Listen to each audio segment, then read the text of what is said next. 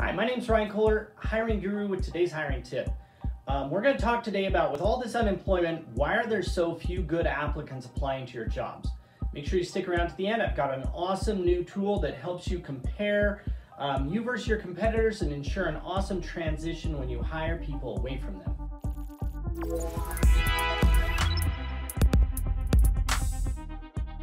So today I was reading some news and I ran across this article that said the jobless rate in the United States might be as high as 21%. That is a huge number, especially considering it wasn't that long ago that we were at record low unemployments, just like 4 or 5 months ago, right? And it might honestly be confusing to a lot of employers. You hear that number and it kind of makes sense to you that it would be that high because of all the layoffs and all the people that be let go.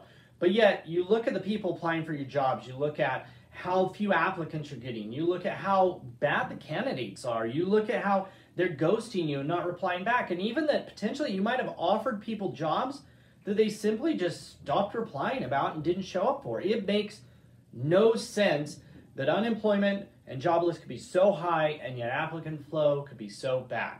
Look, there's a handful of possible reasons for this. Number one, we do have boosted unemployment payments that is making it kind of like not a motivating factor of getting a job again, right? It's actually a demotivating factor, at least until the end of July, and it could be even farther if they extend those benefits. Number two, some people are just afraid of COVID. Why would you go back to work right now if you've been unemployed or laid off when you could just wait a little bit longer and see what happens, right? Maybe they're afraid for themselves, afraid for their family, their loved ones, right? Number three, that jobless number, that is a general kind of overall number. It might not actually be representative of your industry at all. In fact, while I've dug through a bunch of data, I find that some industries actually have the lowest unemployment or the lowest applicant flow they've had in years. Look, the default for most employers during a time like this with high unemployment is to target unemployed job seekers.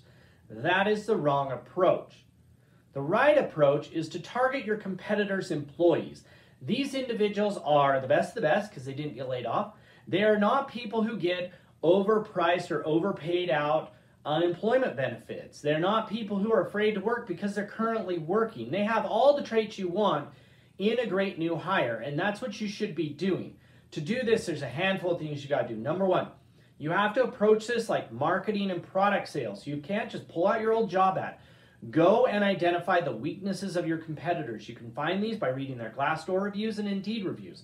Number two, identify your strengths as a company. Same thing. Go read your positive reviews on Indeed and Glassdoor. Talk to your employees. What makes you a better place to work than your competitor? Number three, amplify the differences. Stop trying to be like them and copy them and amplify the differences of who it is you want to target, right?